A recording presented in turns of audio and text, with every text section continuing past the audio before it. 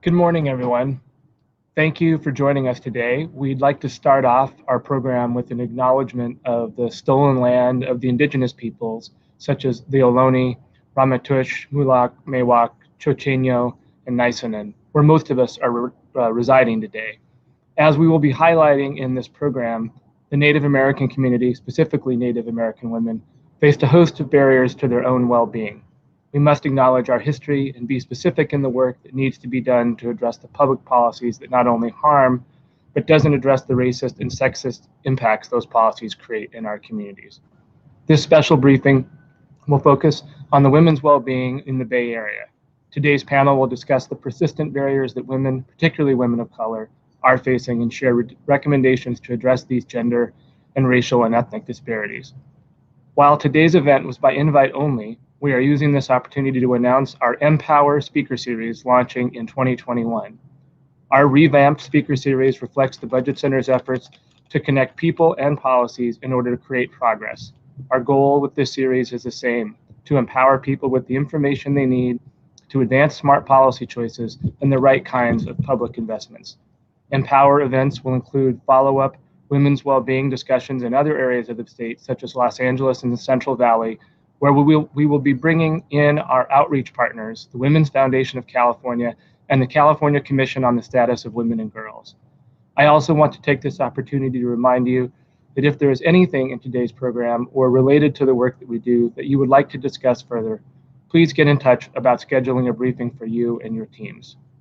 And with that, I'm very pleased to turn things over to my colleague, Janice Yee, the Budget Center's Director of Advancement, who has adeptly organized this event and will be moderating the program today. Thank you. Thanks, Chris. And thank you all for joining us today. As Chris mentioned, today is a bit of a preview of our Empower speaker series that has been funded by sponsors. So if you like what you see today, please get in touch with me about sponsorship opportunities. Also, the first official Empower Series event will take place on January 14th in response to the proposed 2021-22 state budget. So if you don't get emails from us, be sure to sign up at calbudgetcenter.org. All right, let's get down to business. The Women's Wellbeing Index was created 4 years ago, and we have seen some highs and lows in that time. One of the areas of progress we've seen is actually in the political empowerment of women. In 2018 was the year of the woman, when across the nation, more women were elected into public office than ever before. And for the first time, we have a South Asian Black woman from Oakland as Vice President of the United States. But even with those historical gains, women are still underrepresented at the local, county, and state level in California. 22 counties have no women representatives in the state legislature. We know representation matters. We also know that when women thrive and can be part of important conversations and decisions at city councils, board of supervisors, and in workplaces, schools, and their homes, our communities prosper. And while women began to make these gains, COVID-19 disrupted both health and economic security for so many in California. This impact on economic progress for women across the United States will be felt for generations to come, and disproportionately on women of color. This brings us to one of the most unique and important and useful tools of the index, which includes state-level data by race and ethnicity. We know we cannot address gender barriers if we are not also addressing racial barriers. As the index shows, Native American women and Latinx women have lower levels of well-being. This further illustrates the importance that the Budget Center and all of our organizations need to focus our research and analysis on these populations in California. The Budget Center needs to do better. You must support this work, and together we can make progress. In order to empower women, we must look to women, which is why it's my honor today to introduce the women on this panel.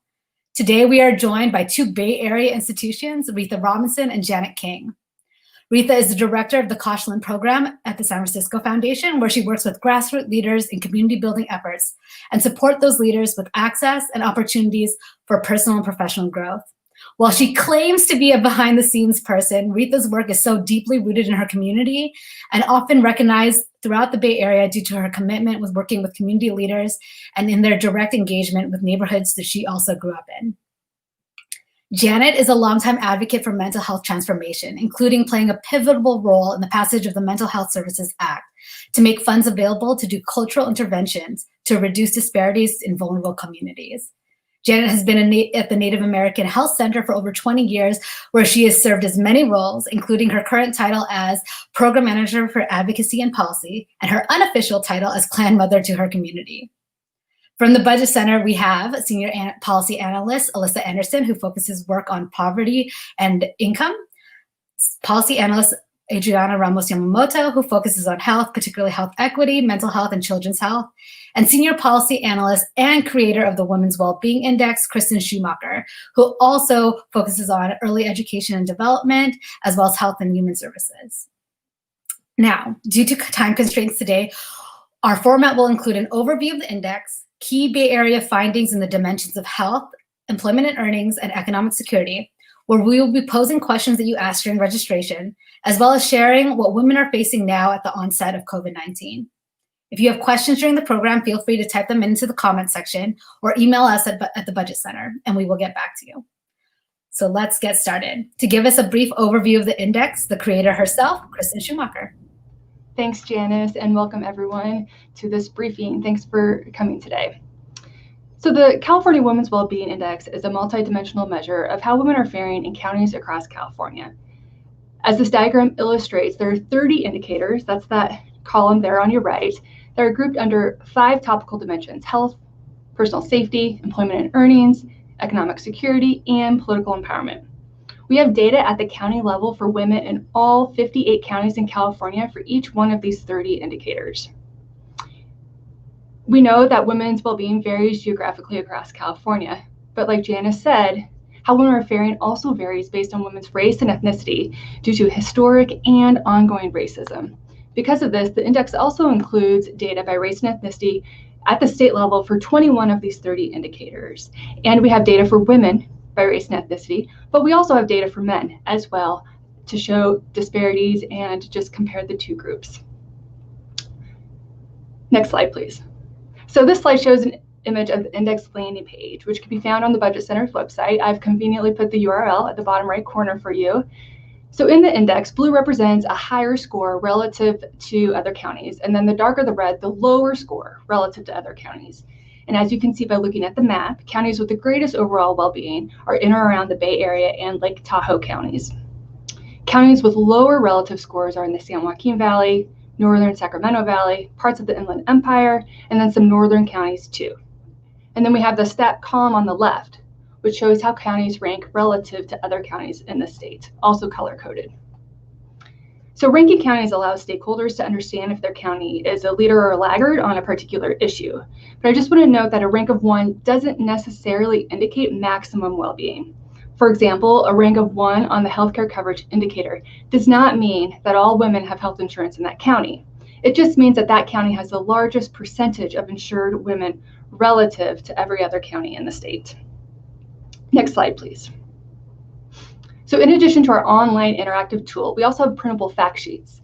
So when clicking on the county map or on the county stacking names on the left, you can generate a downloadable county fact sheet. And it provides data for all 30 indicators at the county level, as well as dimension scores and an index score. So these county fact sheets also provide the ranking data. So again, you can see how your county is varying relative to other counties across the state. Next slide, please. Similarly, we also have a fact sheet for each indicator, and these fact sheets provide data for all 58 counties and also by race and ethnicity for the state when available. So this slide shows a screenshot of the poverty indicator fact sheet, and the front page provides the poverty data by race and ethnicity, and then on the back side, which we're not showing here, we have a table with data for all 58 counties. Next slide. In our presentation today, we're going to focus more on the Bay Area, defined as a 9-county region including Alameda, Contra Costa, Marin, Napa, San Francisco, San Mateo, Santa Clara, Solano, and Sonoma. But before we do that, I just wanted to provide a few really high-level key takeaways from the index overall. So as Janice noted, this is an update of the tool that we initially launched in 2016. And because it's an update, I was able to compare progress from 2016 to 2020 on many of these indicators. And I know that women's well-being has generally improved across California, which is good news. Yet, the same disparities and inequalities we saw in counties across California, and particularly for women of color, still exist and didn't shift much at all. While all women in California face barriers, the index shows that these disparities are particularly acute for Latinx and Native American women in California. And again, this is a pattern that holds from 2016. Similarly, geographically, women in the Bay Area and counties near Lake Tahoe are faring better relative to other women across California, and then women in the San Joaquin Valley, parts of the Inland Empire, and then some of those northern counties are really struggling relative to women in other counties in the state. And again, this is the same patterns that we saw in 2016 from 2020. However, before I pass it off to others to talk about the health dimension, I want to note just one more time that these rankings are relative. Marin County has the #1 ranking for women's well-being for the second time, both in 2016 and then for this update in 2020. But it doesn't mean that women in Marin aren't facing barriers and disparities, and that there isn't more work to be done in Marin County to improve women's well-being. Thank you, Kristen. A reminder, you can find all this information, interactives on our website at calbudgetcenter.org, as well as the printable PDFs of the fact sheets for every indicator in every county in California.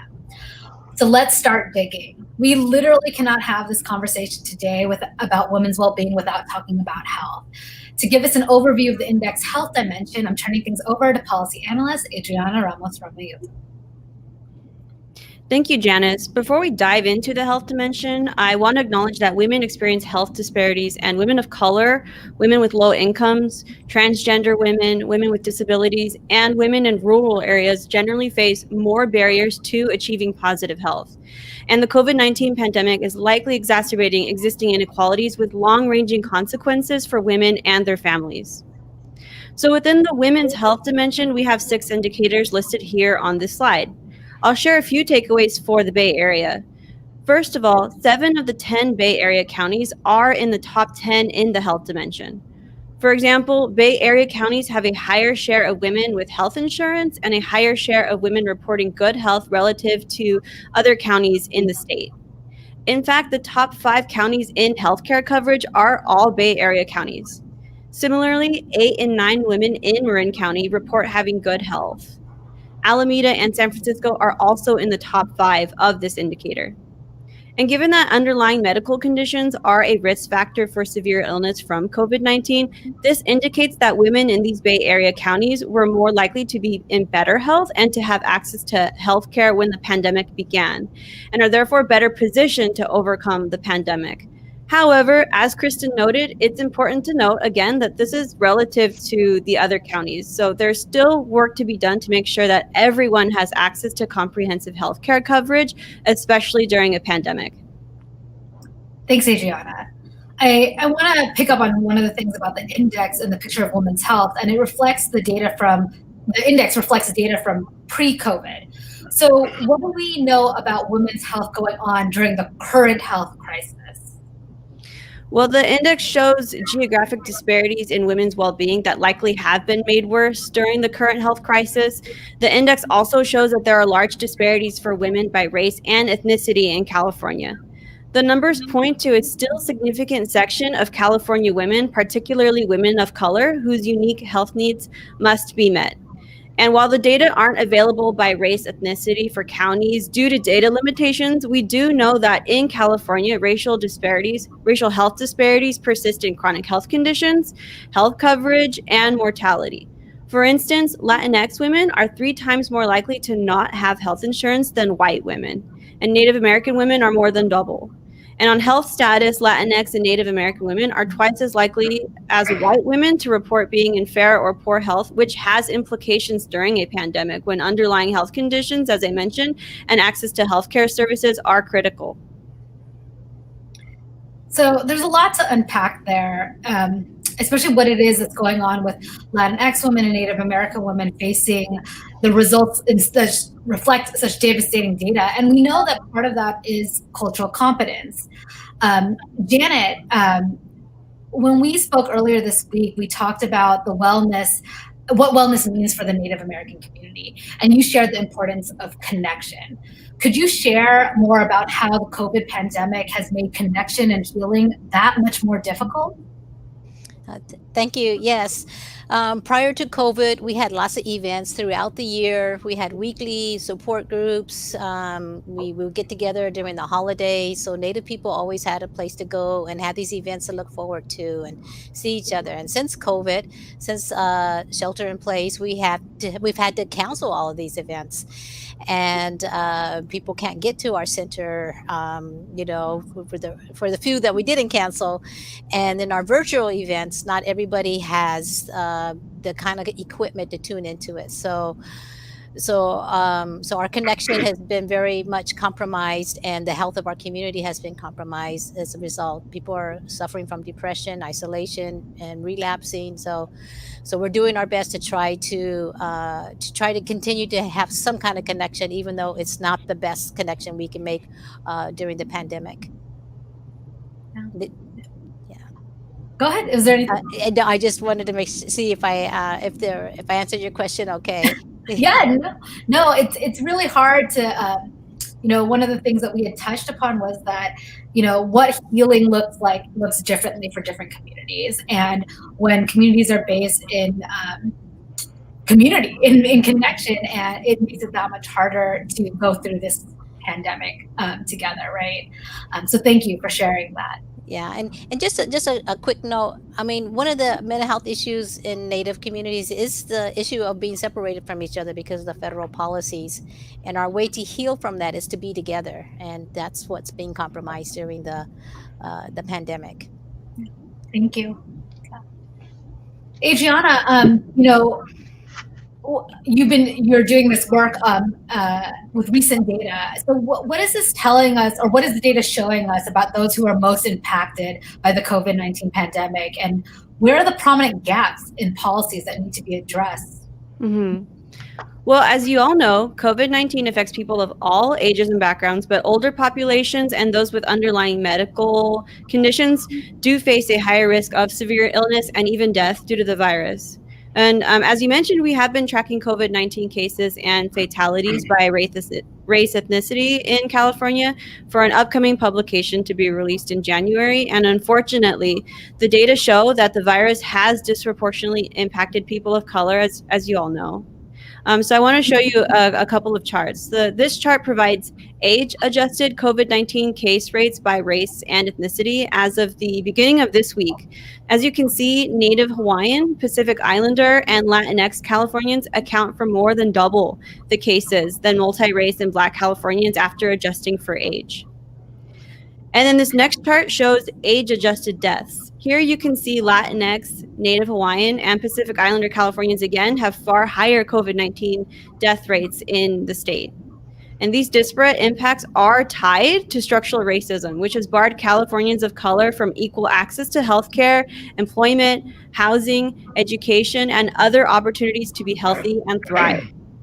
Long-term strategic investments are needed to create healthy homes and communities that minimize, neutralize, and dismantle racism and ensure that everyone has the opportunity to be healthy. And there are many different policy solutions to improve racial equity, but declaring racism as a public health crisis is an important first step in that direction.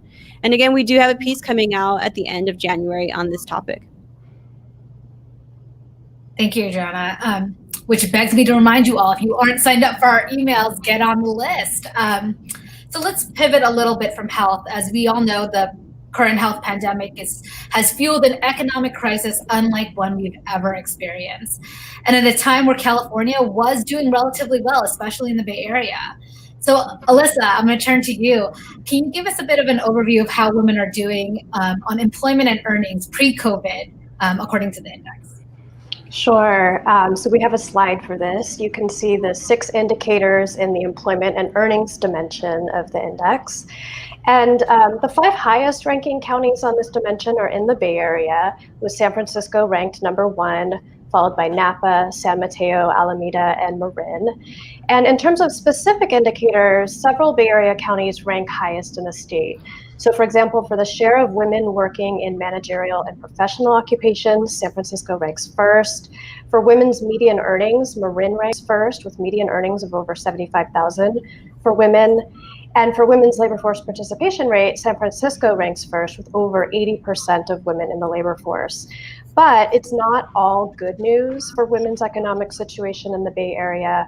Santa Clara County, for example, has the highest share of women working in low-wage jobs in the state, and Marin County has the fourth highest share. And both of these counties rank poorly in terms of the wage gap, with women earning less than 80 cents for every dollar men earn. It's almost as if you're telling the tale of two different cities when people talk about what's happening, especially when you get past like the tech industry of the Bay Area and you start talking about gentrification, displacement, and what we're seeing in our longstanding communities in the Bay Area. So Rita, your San Francisco Foundation, you lived and grew up in San Francisco. One of the programs you're coordinating is actually a focus group of local women of color nonprofit leaders. Could you share a little bit more about what these particular obstacles they and the women that they're in their communities are seeing in the workplace and how that's been exacerbated during the COVID-19 pandemic? Okay, thank you. Being a member of a dynamic women of color leadership team at the foundation, we had the honor of hosting several focus groups from April through June of this year with our women of color grantee leaders. And we asked them how were they managing during the pandemic, what were some of their organizational issues they were facing, how were they pivoting their provision of service during shelter in place, how were they supporting their staff, their community, and their families. And as we all know, these women wear many, many hats, figuring out creative ways to keep their organizations afloat, providing emotional support for their staff and community, on top of personal and family obligations, being a leader of their organizations, being a parent, being an educator for their children who are now being homeschooling, and just a family supporter and community caregiver. So being in space with like-minded women to discuss these issues was healing for all of us. The ability to collectively troubleshoot common issues and describe their organizational needs for infrastructure and capacity support, general operating support to bolster their work during the pandemic, the need for technology and digital advocacy. As Janet mentioned earlier, a lot of folks in the community don't have access to, the mechanisms to be part of Zoom or, FaceTime or WhatsApp or whatever. Communications, creating their own narrative to support and strengthen their work, and the need for multi-year funding. Yeah, wow. So there's a lot of needs and a lot of needs. You even look at the panel here today, like the reason why we had this at 9 a.m. is because there's all these things that we are doing. We're all caregivers for our communities, our own families, and working. And this is the time that worked for all of us. And we are seeing those experiences also reflected in the data. So Alyssa, can you tell us a little bit more about how COVID-19 crisis has affected women's employment numbers actually in California? Yeah, absolutely. So in March and April of this year, California lost 2.6 million jobs, which, to put that number in context, is twice the number of jobs that California lost during the Great Recession. And as I'm sure you all know, this is the first recession where women have been more likely to lose their jobs than men. So at the worst point of the recession earlier this spring, 1 in 4 women in California were out of work, compared to 1 in 5 men. Now, things have improved since the spring, and women's unemployment rate has fallen from about 20% to 10%, but that's still an extremely high unemployment rate. It's twice the unemployment rate women had going into the recession. And overall, California is still down 1.5 million jobs, which is still more jobs than the state lost during the Great Recession. And I think, with COVID cases spiking and many businesses having to shut back down, I think it's possible that we're going to see things get a lot worse over the coming months, unfortunately. So why is it that women have been hit so hard in the COVID recession? Like, who bore the greatest brunt of this economic downturn? Yeah, so job losses have been concentrated in low-paying service industries because those are the industries that were directly affected by the state-mandated business closures and by social distancing measures. And women, particularly Black and Latinx women, have long been segregated into these industries. So that's why we've seen women, and especially women of color, hit harder than men. Connecting this back to the Women's Wellbeing Index, you can see from the index how prior to the pandemic, women were more likely to work in low-paying jobs, which has made them especially vulnerable during this recession. So, for example, about half of women in Santa Clara County were working in low-wage jobs prior to the recession, which, as I mentioned earlier, is the highest ranking in the state. And in Marin County, about 4 in 10 women were working in low-wage jobs before the pandemic. And because many women weren't paid enough before this crisis, it's women, and especially women of color and women who are immigrants, who are in the most precarious position right now. Because if your earnings were really low to begin with, you probably don't have savings to fall back on, particularly if lawmakers aren't providing enough economic relief to folks, which they're not. Another thing that you can see from the Women's Wellbeing Index is the racial and ethnic disparities among women, which helps to explain why we're seeing women of color in particular hit harder during this downturn. So, for example, the index shows that more than half of Latinx women were paid low wages before the recession, as were more than 4 in 10 Native American women and Pacific Islander women, and nearly 4 in 10 Black women, while white women were the least likely to be paid low wages. And the flip side of this is that white women were much more likely to work in managerial and professional occupations. And these are the types of jobs that have been least impacted by the crisis because they typically can be done from home. And these are also jobs that tend to pay more. They provide benefits like health coverage and sick leave. And so white women have been much more insulated from the recession because they're more likely to hold these kinds of jobs. So all of this adds up to a really sizable gender pay gap, especially for women of color. And you can see this from the index. Among people who work full-time year-round, the typical Latinx woman earns just 42 cents for every dollar the typical white man earns. Again, this is pre-pandemic. Native American and Pacific Islander women earn just 53 cents. Black women earn just 61 cents for each dollar white men earn. And even for white women, there's a sizable gap of 80 cents for every dollar. So, as we know, this is happening before the pandemic. So I'm going to go a little off really quick and go to Janet. How are you seeing how women are faring and how pre-pandemic and into the pandemic are dealing with this, right? Dealing with the loss of jobs from already low-paying jobs in order to help sustain their families and their communities. Yeah, well, we have a program called the Strong Families Home Visiting Program. So we're servicing women with really small children. So speaking from that group of women, they're already poor. I mean, one of our programs pre-COVID is to provide them with relief, with food security, diapers and wipes, and all the basic essentials you need to have when you have young children in your family.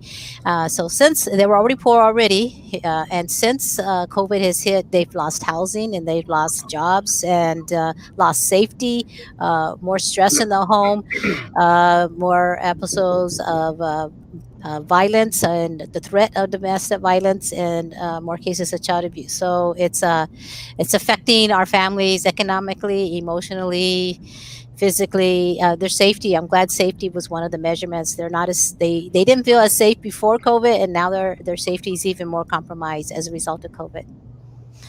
So, and we're providing a lot of food relief. We bring food weekly to these families during the holidays. Brought turkeys to them and gift cards so they can have some kind of holiday cheer.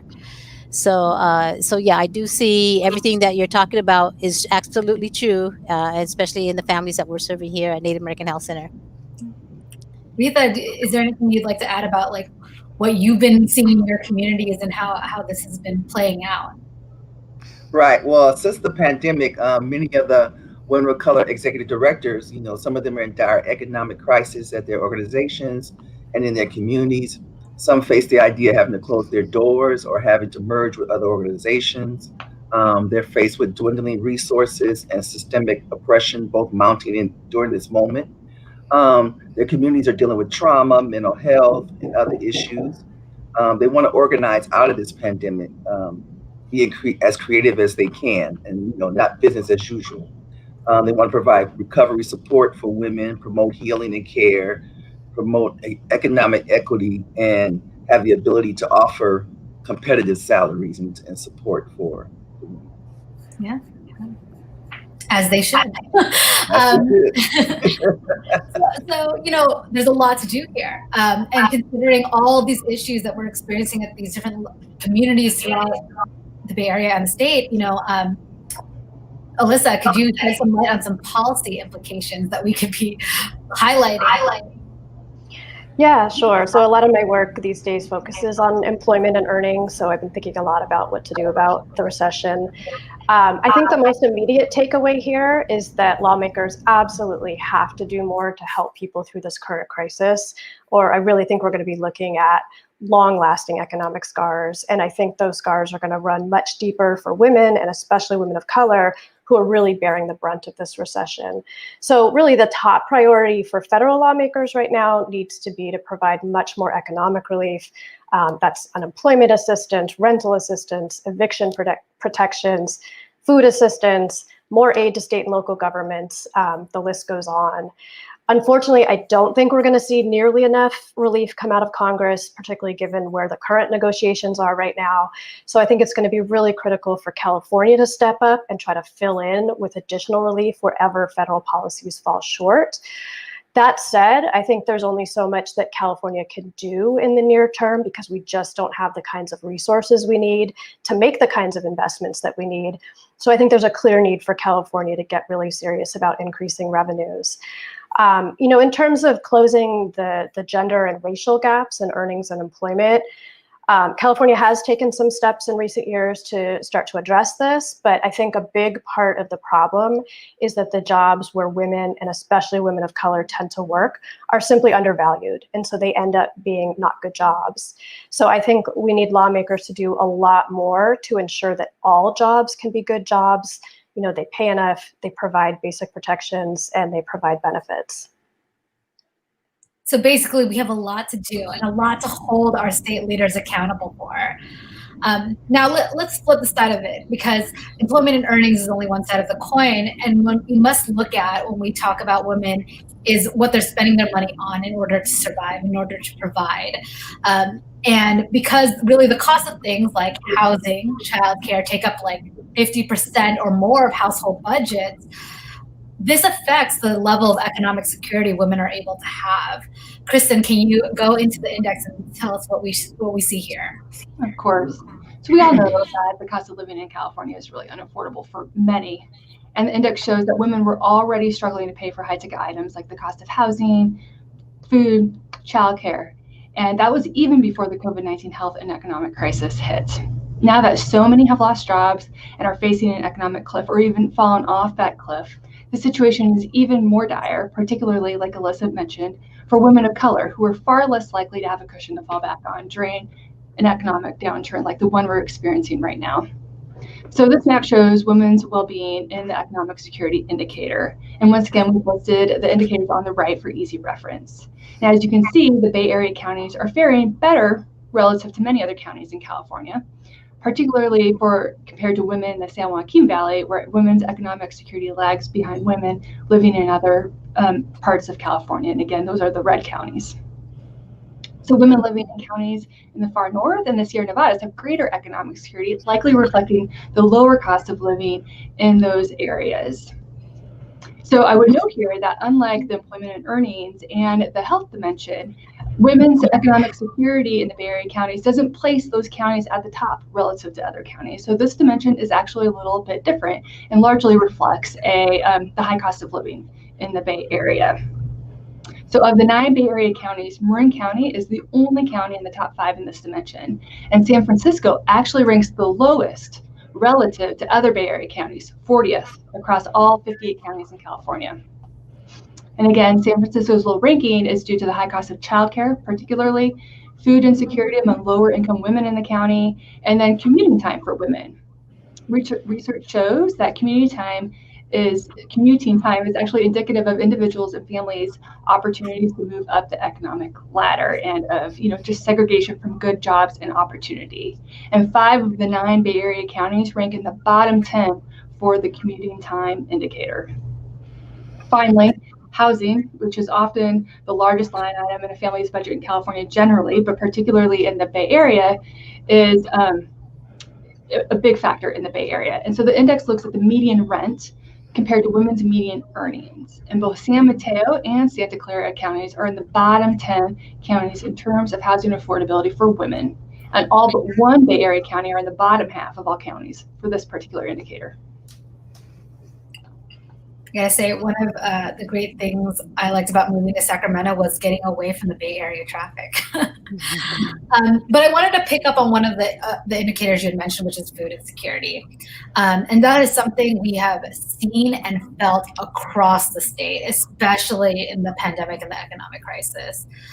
Janet, you had mentioned this a little bit earlier in your comments, so I wanted to know, if you could tell us a little bit more about how it is that this is manifested in the Native American community and what it is that the Native American Health Center has been doing to really help your community through this.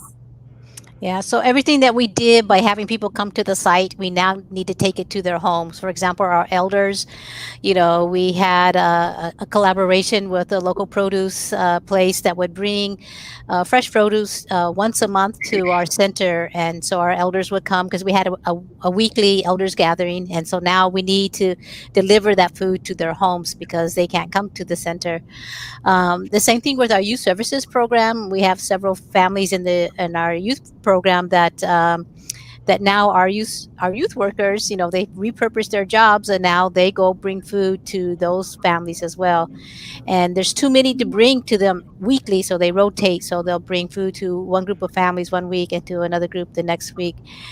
And again, our home visiting program servicing women with young children, we've also have done brought food to them and collaborated with several other organizations, community gardens, our internal Native American Health Center Food RX program, and a few other programs will come together to collaborate to make sure there's food to bring to these families. So, and then we still do twice a month. We have a big parking lot, and so we're able to safely distribute food by having people line up and have the safe distance of 6 feet away. And so that is done the second and third Thursdays of the month in the parking lot. We have food for our members at Native American Health Center. They're screened by the providers for food insecurity, and then they come and get some food. So we're taking it there, and people are twice a month they're able to come and get it. Yeah, it's such a great resource that you're being able to provide to the community. And it's sad to say that 9 months later, we're not seeing a decline in this need, right? People are still suffering and hungry. Kristen, can you tell us a little bit more of what else we're seeing here and what we can do on the policy side to really address these issues? Sure. So we have real-time data from the Census Bureau that show how households are faring during the pandemic. And from these data, we know that women in California are struggling to put food on the table, which is no surprise, I think, for everyone here. So about 1 in 10 women in California sometimes or often do not have enough food to eat. In particular, Latinx and Black women were much more likely to report sometimes or often not having enough food to eat. They're represented by the yellow bars on this chart. And this is why it's so critically important for federal policymakers to boost SNAP food assistance benefits, which Alyssa mentioned earlier. So increasing SNAP benefits during a recession does two things. It boosts local economies, which is great news when economies are struggling, and it also helps families afford food. Currently in California, 4.5 million individuals across the state are using SNAP benefits to put food on the table. And we're long past time where we need to increase SNAP benefits to reflect the economic hardship that households are experiencing right now. And this wouldn't be unprecedented. This is something we did during the Great Recession about 10 years ago to help local economies and to help households.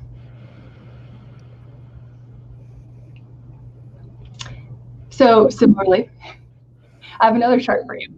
So during this crisis, 1 in 9 women in California were behind on their rent or mortgage during a time period from about mid-August to mid-October, putting them at risk of losing their homes. And I just learned of a new statistic yesterday, which is shocking. So the Federal Reserve in Philadelphia estimates that renters in California have $1.7 billion in outstanding rent debt as a result of this recession. $1.7 billion. And households of color hold a disproportionate share of this rent debt. So it isn't a surprise that women of color are more likely to be behind on rent in California. So as this chart shows, so in particular, Latinx women are experiencing especially high rates of housing hardship, where more than 1 in 7 Latinx women are behind on their rent or mortgage, which is double the rate for white women in California. And again, the fact that women of color are more likely to be behind on rent is due to racism and sexism, which has blocked many of them from opportunities in California. So it's really critically important that policymakers extend existing eviction moratoriums to make sure that women, children, and families don't lose their homes in the midst of this pandemic and economic crisis. And we're going to have a publication that's released in the first quarter of 2021 that will provide more of this data during the time of COVID relating to women. So what we're seeing and feeling isn't just an impact on women's employment and earnings, but it's also impacts all other facets of their lives, from feeding their children and housing their families, and really the support that women are the backbone of their communities, right? Rita, could you share a little bit more? You had went over this, but like the tensions that women are facing in their professional and personal lives during this pandemic, and what are the methods that women of color leaders in your focus groups are adopting to help themselves and help other women in their communities adjust to this new COVID-19 reality?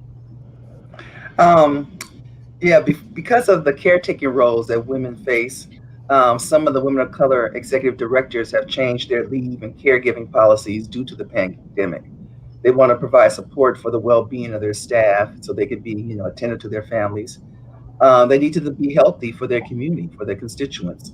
They want to be less reactive and more analytical to match the needs of their staff and community. They want to create post-COVID recovery support in whatever forms it looks like for their community. They want to figure out innovative ways to utilize volunteers, utilize alternative online platforms, create project management tools, create their own metrics of success, and making the shifts and pivots needed to continue providing dynamic services to their community. So it's really, planning as they go, but really trying to make it holistic and, doing things differently. Being superwoman, right? Exactly. So thank you for that. And thank you all for that overview. I think that we really got to the core of, what people are facing that we see in the data, but also remembering that this is people, this is the communities, this is what what we hope the data influences in order to make public policies that really address the needs of our women, of our communities in the Bay Area and throughout the state. So let's turn to some of the questions that came in via the registration and throughout the program. And one of them was, I'm going to adjust it slightly. So women of color leaders, what women of color leaders are in key positions to direct resources? And for those that are in key positions, what are they doing to direct resources? And Rita, we had talked earlier, I think it was last week, about some of the women leaders that you work with that have been elected to positions of power, right? Positions where they can really influence this. Can you tell us a little bit about what they're prioritizing, what they're looking at when they talk about it? Well, in the new year, our leadership team will host a convening with women of color electives. 7 progressive women are being sworn in this month in early January. Throughout our region, East Bay, Contra Costa County, San Francisco, Alameda counties. And so we want to support their efforts in passing progressive policies and creating a regional agenda to address issues facing their constituents and communities, such as the evictions, reimagining police safety, balancing budgets. A lot of the issues that they're facing when they take office. And our intent is just to help support what they need to be successful in their new role. So hopefully we'll have more in that, decision-making body. Yes, because we know when women are represented, we can create real change for our communities. Exactly. One of the areas that we didn't get a touch on in our index is the political empowerment. So Kristen, could you tell us a little bit more about the underrepresentation of women? Oh, I think you're muted. There we go. I think I'm unmuted now. So we know that women are underrepresented on city councils, county boards of supervisors, and in the state legislature. In fact, only 1 out of 3 state legislatures in California are women. We do not lead the nation here. we actually lag the nation when it comes to women's representation in state legislatures in particular. Nevada has a majority of women in their state legislature. And then when you look at the data for female state legislatures disaggregated by race and ethnicity, we know that the underrepresentation is particularly acute for Asian and Pacific Islander women and Native American women. So again, it bears repeating, representation matters, and women bring unique and valuable perspectives to leadership policymaking and the political process. It's critically important that women are represented in elected positions. And I would note just one final interesting tidbit is that women do have parity on school boards in California. They're the majority oftentimes. However, many women on school boards never consider higher office, even though they have great experience at the local level in running campaigns and building a platform. And so it's important to really encourage women to run for these positions, especially those that have great qualifications. Great. Yeah. Another question that came in, and I'm going to popcorn this to anybody who would like to answer, but in what ways is California's budget responsive to the needs of women of color, or I guess also not responsive to the needs of women of color?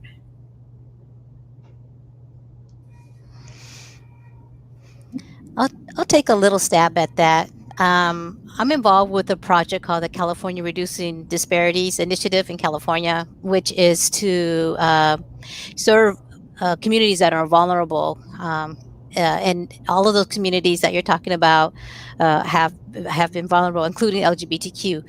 And so, so this is a very important initiative to really bring relief to people, to the populations that are being most impacted by COVID.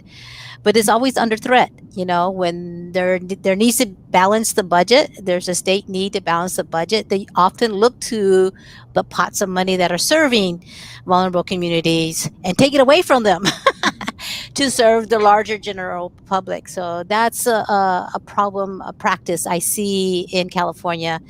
Like we're trying to have this pot of money to serve these vulnerable communities and develop strategies to serve them. But in the time that we're trying to develop the best strategies, if that money's in the bank, the governor sees money in the bank and they want to spend it to balance the state budget. So when there is set aside money to provide relief to vulnerable communities, which women of color are, you know, it's very hard to sustain those pots of money. They often get taken right away to do other things that are considered more pressing and more emergency.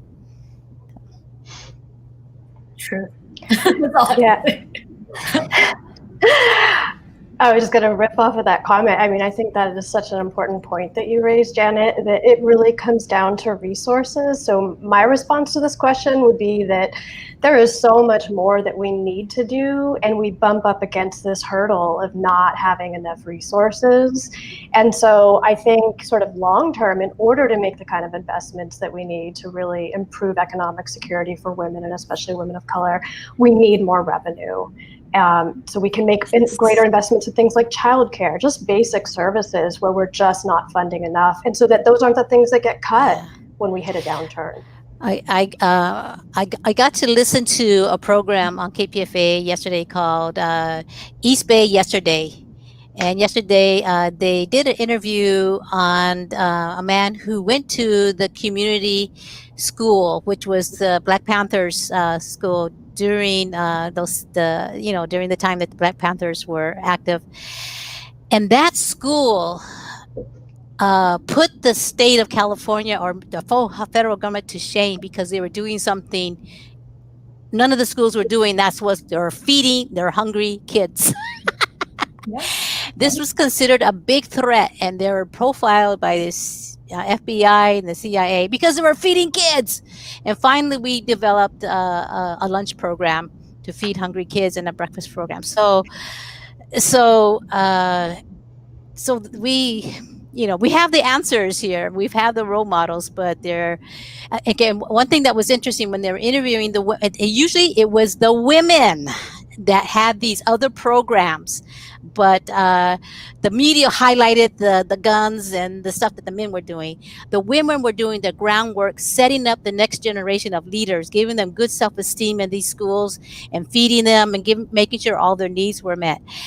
And when the interviewer asked, well, how come people don't know about this? One of the women that were running the schools, she said, well, when we started to talk about this, people would tell us we don't have time for that. They wanted to highlight the guns and the militancy of the movement, and not the the groundwork that the women were doing was setting up the leaders for the next generation. So we need to shift our focus to children. Children grow up and they become leaders, and so we need to spend more time investing in children. And who's taking care of them? The women. What are the women doing? Running schools. What does that mean to the general public? Oh, we don't have time for that. So we need to shift our focus so we don't have a good set of values around really raising families and raising good leaders.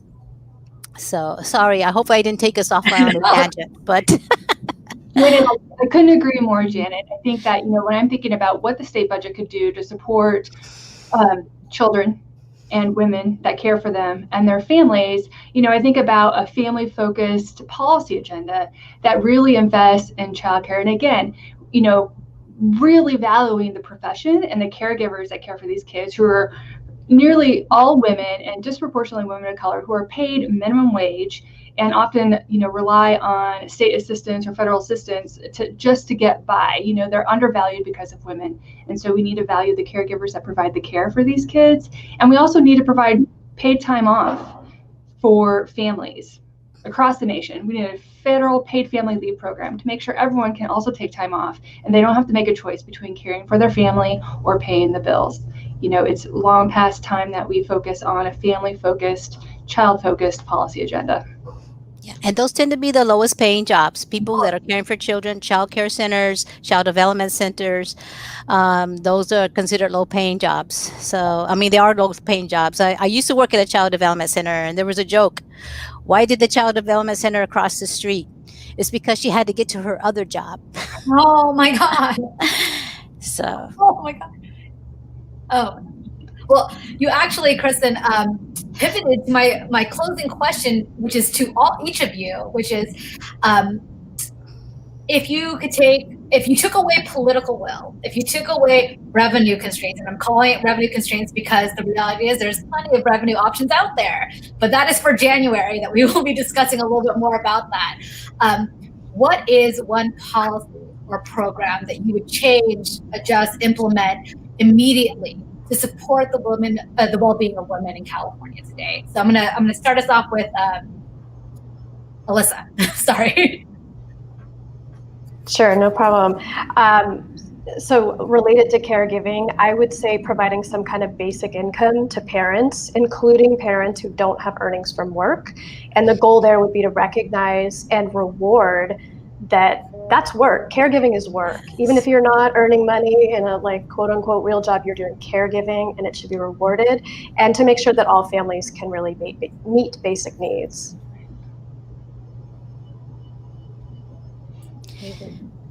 So I can jump in. So I would fund early care and education like we do public schools. And I would make sure that our very lowest income families don't have to take on extra jobs to pay for the child care for their first job. I think it's critically important that all families, all kids have access to high quality early care and education that meets their family's needs, that meets them where they're at. And it's super important. It's super important for women who are disproportionately, caregivers in their families, and it's important for kids too. And I'll be brief, but Alyssa, what you said, giving money to families with children so they can stay home and take care of those children, that should not be stigmatized. That should not be considered a handout. When men go into the military and they come back and they get money from the GI, it's not considered a handout. But if women get some kind of money, it's considered a handout. So we need to destigmatize the receiving money, because you're doing the most important job in the world, is raising children. So that needs to be not stigmatized. It needs to have a higher value. And I agree with all three of you. And nothing much more to add, just those who are mostly impacted should have the resources to decide, how to support their families. And so, yeah. Yeah, I agree. There's some great policy solutions thrown out. I'll add making sure that everybody has access to timely, quality, and affordable healthcare coverage, and making sure that nobody is excluded from any sort of programs and services that really allow for families to be healthy and to thrive. I'm just gonna, to answer my own question, I would just reiterate childcare and being recognizing that as a job. As a mother of a 3-year-old and a 1-year-old, I feel it, and so I want to thank you all for being here today. I want to remind our audiences that if you want to schedule a deeper dive into anything you heard at this briefing or anything other work that the Budget Center does, you can do so. Please connect with me. If you really liked our program and you are interested in our Empower Speaker Series moving forward in 2021, also contact me, Janice JE@calbudgetcenter.org. I want to thank you again to the amazing panel we had today, Rita, Janet, Alyssa, Adriana, and Kristen. And a special shout out to the Budget Center's Advancement and Communications team, Lillian Duong, Mauricio Torres, Marcela Salvador, and Sarah Jimenez for helping make all of this possible today. And thank you all for joining us. We truly hope that you leave us today with a lot of information, action steps in mind, and feeling a little bit more empowered.